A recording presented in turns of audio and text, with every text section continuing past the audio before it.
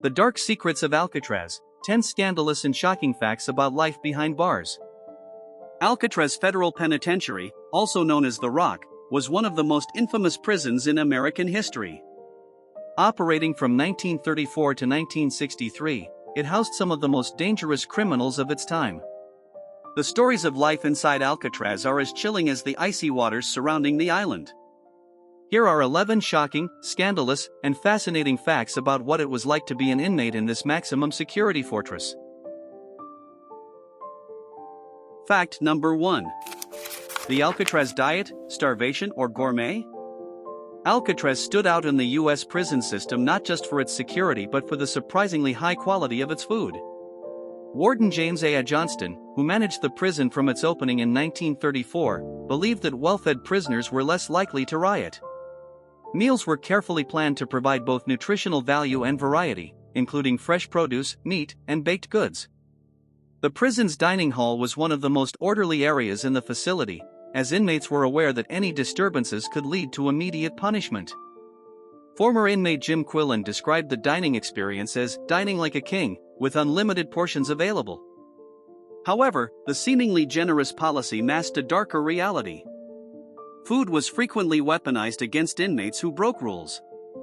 These individuals were often sent to isolation cells and placed on a diet of bread and water for up to 19 days, with occasional supplementation of small amounts of thin soup. This harsh practice emphasized Alcatraz's strict discipline, where privileges could quickly turn into punishments. The dichotomy of indulgence and deprivation made the dining experience both a reward and a tool of control. Alcatraz's food policy became a reflection of the prison's overall strategy: reward compliance while swiftly punishing dissent. Number 2. The silence policy, enforcing quietude. In Alcatraz's early years as a federal prison, 1934 to 1940, the silence policy was one of its harshest measures.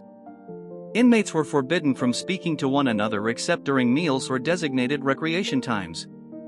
Warden Johnston implemented the rule to suppress potential collusion and maintain control. However, the psychological toll was immense.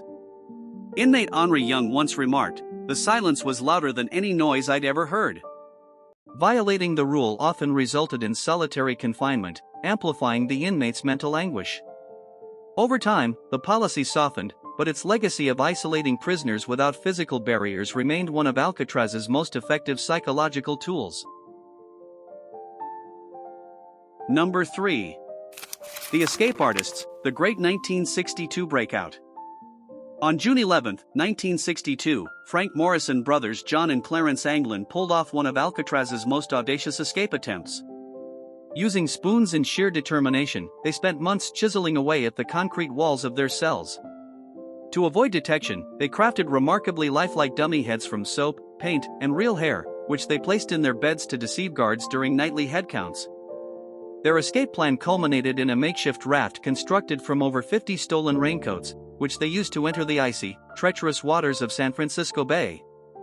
Though the FBI concluded they drowned, the case was reignited in 2013 when a letter surfaced, allegedly written by one of the Anglin brothers, claiming he had survived and lived under a different identity.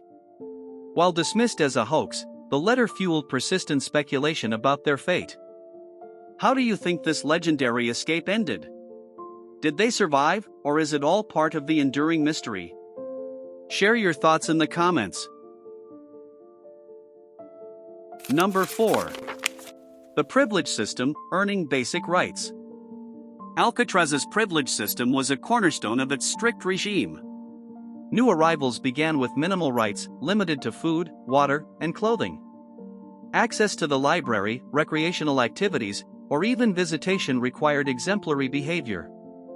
Inmates like Alvin Karpus, known for his intelligence, earned the right to study music and became proficient in playing the guitar. Misconduct, however, could lead to the revocation of privileges, reinforcing a culture of discipline. This system ensured compliance and created a hierarchy where basic freedoms became coveted rewards, illustrating Alcatraz's calculated balance of control and incentive. Number 5. Isolation in the hole, a psychological nightmare. The hole was Alcatraz's most feared punishment. Located in the D block, it consisted of several small, pitch-black isolation cells designed to break the spirit of even the most hardened criminals. Prisoners sent to the hole were stripped of their clothing, denied light, and often deprived of adequate food. Meals consisted of bread and water, with an occasional serving of thin soup. Prisoners could spend days or even weeks in complete darkness, with only the sound of their breathing for company. The psychological effects were devastating. Former inmate Clarence Carnes described it as a place where time and sanity dissolved. Many prisoners reported hallucinations and bouts of extreme anxiety. Some became so desperate for sensory stimulation that they would deliberately harm themselves. The hole was not just a punishment, it was a form of psychological warfare designed to ensure obedience. Its reputation was so harrowing that even the threat of being sent there was often enough to maintain order among inmates. Number 6. The Battle of Alcatraz, a bloodbath behind bars. The Battle of Alcatraz erupted on May 2, 1946, when inmates Bernard Coy, Marvin Hubbard, and Joseph Kretzer staged a violent escape attempt. Armed with smuggled weapons, they overpowered guards and barricaded themselves in the cell house. The standoff lasted 2 days, ending with U.S. Marines storming the prison. The chaos left 2 guards and 3 inmates dead. Coy was killed during the assault, while Kretzer faced execution. The failed uprising exposed vulnerabilities in Alcatraz's security and underscored the high stakes of rebellion within the rock. Number 7. The musical prison, Al Capone's banjo. Al Capone, one of America's most infamous gangsters, arrived at Alcatraz in 1934. Unlike other prisons where he bribed guards and maintained a luxurious lifestyle, Alcatraz stripped Capone of his influence.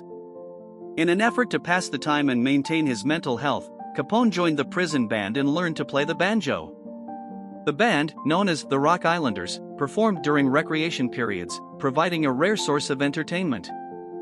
Despite his participation, Capone's notoriety made him a target for ridicule and hostility. In 1936, he was attacked with scissors by a fellow inmate during a recreational break. This incident left him paranoid and reclusive, further diminishing his once commanding presence. Capone's time at Alcatraz marked the decline of a man who once controlled a criminal empire, showing how even the most powerful figures could be broken by the prison's unforgiving regime. Number 8. The Haunted Cell 14D, Ghostly Tales of Alcatraz. Cell 14D, a solitary confinement cell, gained a sinister reputation as the prison's most haunted location. Inmates reported hearing eerie whispers and screams, while some claimed to see glowing red eyes. In 1938, one prisoner locked in 14D was found dead the next morning, his face frozen in terror. Even guards and visitors have reported unexplained phenomena, including sudden cold drafts and disembodied voices.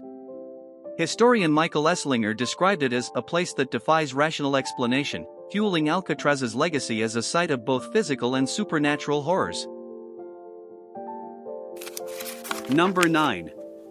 The Water Torchure, Alcatraz's chilling swim. The freezing waters surrounding Alcatraz were as much a barrier as the prison walls. Inmates forced to work near the shore often tested the temperature, describing it as bone-shattering. In 1962, John Paul Scott became the only known prisoner to reach the mainland, swimming 2.7 kilometers, 1.7 miles. He was discovered unconscious from hypothermia and immediately recaptured. The bay's icy grip ensured that even the strongest swimmers rarely risked an escape attempt, cementing its reputation as a natural moat. Number 10. The Wardens Surveillance, Big Brother on the Rock. Warden James A. Johnston, nicknamed the Golden Rule Warden, took a modern approach to control. He installed advanced surveillance systems, including microphones and secret observation points, ensuring inmates were never out of sight or earshot. Guards were instructed to eavesdrop and report conversations. Johnston's philosophy was encapsulated in his chilling statement, "In Alcatraz, you're never alone, even when you think you are." This omnipresent surveillance created an environment of perpetual paranoia, contributing to the mental toll on inmates. Number 11. The Final Goodbye, Alcatraz's Abrupt Closure.